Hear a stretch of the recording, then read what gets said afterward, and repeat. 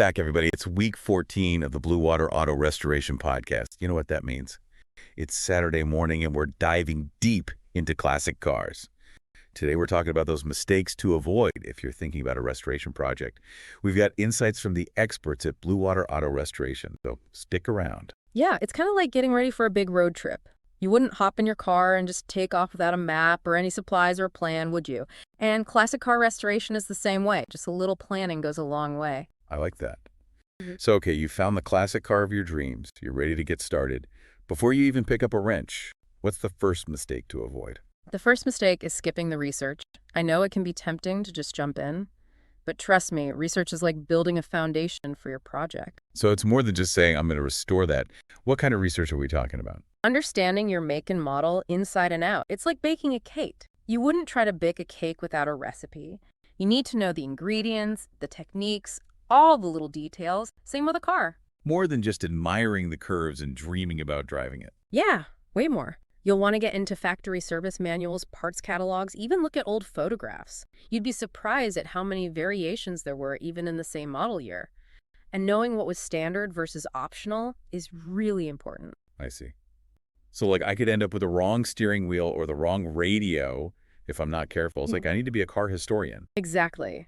And all this historical knowledge will help you make decisions about your restoration, and it will help you avoid getting ripped off or buying parts that are way overpriced.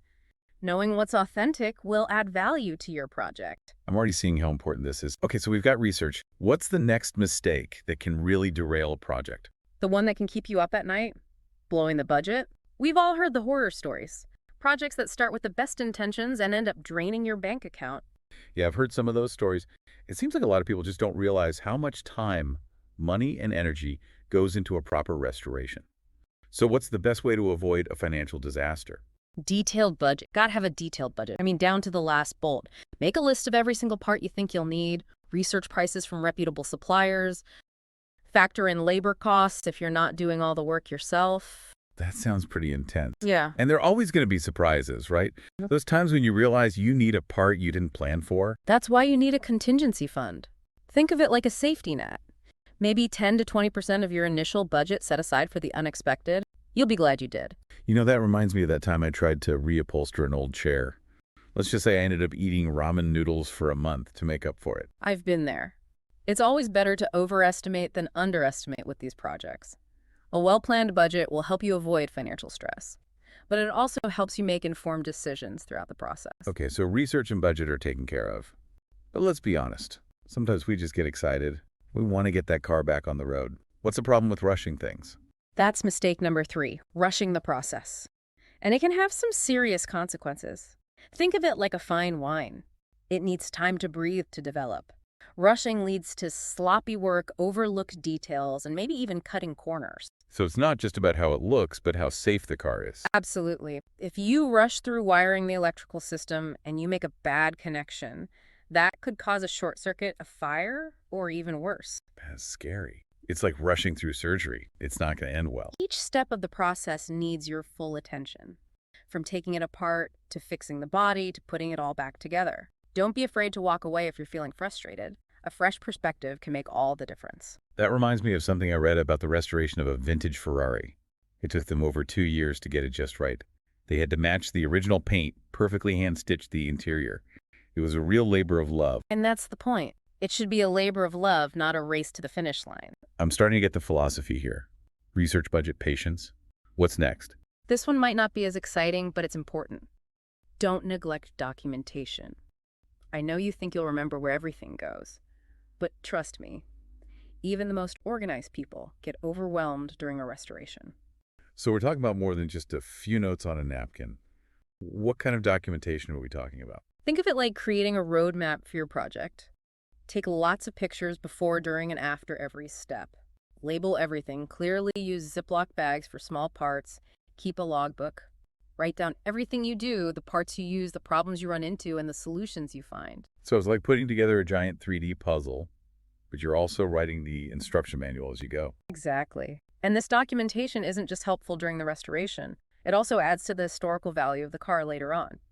Wouldn't it be amazing to have a detailed record of every nut and bolt? That would be incredible. It's like a historical artifact. Hmm. Okay, I'm convinced documentation is key. Now let's talk about something that can really have a big impact. Choosing the wrong parts. I imagine they can have a ripple effect on the whole project. Absolutely. Using generic or ill-fitting parts can make your car look bad, but it can also make it unsafe. Would you trust a vintage race car with brake shoes that weren't the exact right ones? No way. So how do we make sense of the world of classic car parts? First, you have to understand the difference between R&S reproduction and aftermarket parts. RSS parts are new old stock. They're original parts that were never used. You might find them in old dealerships or warehouses. They're the best for authenticity, but they can be expensive. Reproduction parts are made to the original specifications. They're a good balance between authenticity and cost. And then you have aftermarket parts. They're made to fit your car, but they might not be exactly like the originals. Wow, I had no idea. There were so many things to consider. It's important to make the right choice. Let's say you're restoring a 1960s muscle car, and you buy an aftermarket carburetor that says it will give you more power. It might sound good, but it could mess up your engine's tuning and cause problems later on. So it's not just about finding parts that fit. It's about finding parts that are right for the year, the model, and even the engine in my car. Exactly. That's where your research comes in. And it's important to find reputable suppliers who specialize in your car. I see how it all connects. Research, budget, patience, documentation, choosing the right parts. It's all coming together. But let's talk about something that's often overlooked in all the excitement. Safety. You're right. It's easy to get so caught up in the project that you forget about safety, especially since we're often working with old machines, hazardous materials, and heavy tools. So mistake number 6 is overlooking safety. Yeah, I can see how that could happen. But I imagine the consequences could be pretty serious. You bet. We're talking about rusty bolts, flammable liquids, old electrical systems. It's an accident waiting to happen if we're not careful. That's a sobering thought. Yeah. What are some things we need to keep in mind? First, a clean and well-ventilated workspace, good lighting, make sure you have a fire extinguisher and know how to use it. Like a first aid kit. You hope you never need it, but it's good to be prepared. Exactly. Then there's personal protective equipment. Eye protection is a must gloves when you're handling chemicals or sharp objects. Hearing protection when you're using power tools.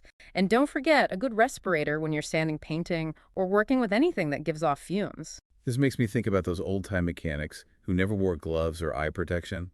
They might have looked cool, but it wasn't safe. No, not at all. We know better now. There's no excuse for taking unnecessary risks. Your health is more important than any car. And remember, if something doesn't feel right or you're not sure about a procedure, stop and ask for help. Don't let pride or impatience get you hurt. Safety first.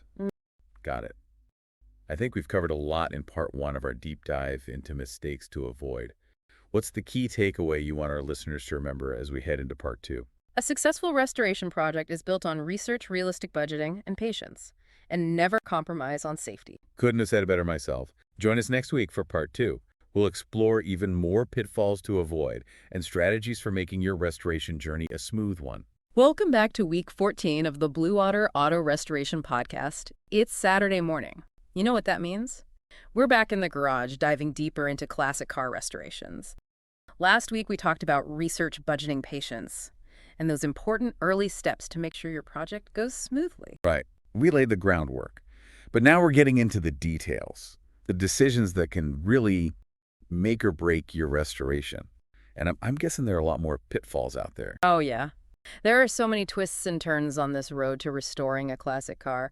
And one mistake we see people make is taking on a project that just isn't a good fit. It might not fit your skills, your budget, or even your personality. That's interesting. I think a lot of people get caught up in the idea of restoring a certain car. You know, that dream car they've always wanted. But it's not always the right choice, is it? It's like falling in love. Sometimes the initial spark isn't enough for a long-term relationship. Restoring a classic car is a commitment. It's like a partnership. You have to choose a partner that's compatible with your lifestyle, your resources, and your goals. So how do you know if you found the one?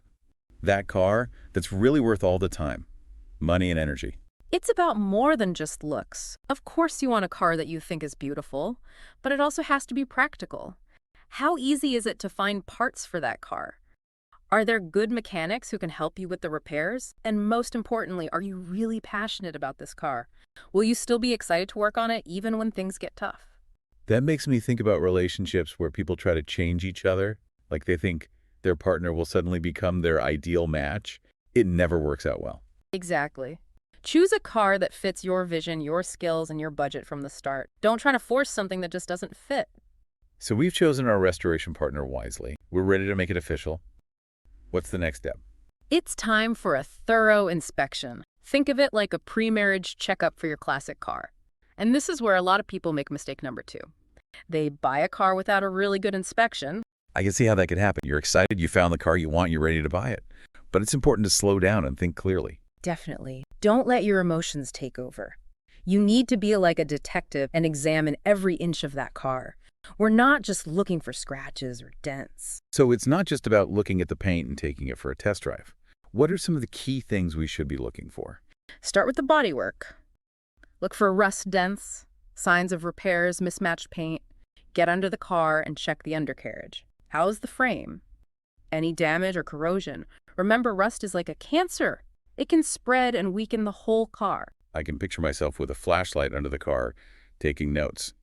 We're trying to uncover the car's history, right? Exactly. And don't forget about the mechanical parts. If the car runs, take it for a test drive. Listen for any strange noises, feel for vibrations. Make sure the gauges are working. If you're not a mechanic, bring a friend who is, or hire a professional inspector. It's worth the money to have someone else look at it, especially if you're thinking about a big restoration project. That makes sense. It's better to find any problems before you buy the car. You don't want to end up with a project that's bigger and more expensive than you expected. Now, even if you're good with the mechanical stuff, there might be some things you're not comfortable doing. Which brings us to mistake number 3, overestimating your DIY skills. There's nothing wrong with doing things yourself, but you also have to know when to call in the professionals. It's like that saying, jack of all trades, master of none. It's okay to admit that you're not a mechanic, a bodywork expert, or an upholsterer. In fact, I think it's smart to know when to ask for help. Absolutely. And remember, a classic car restoration is a team effort. Even the best DIY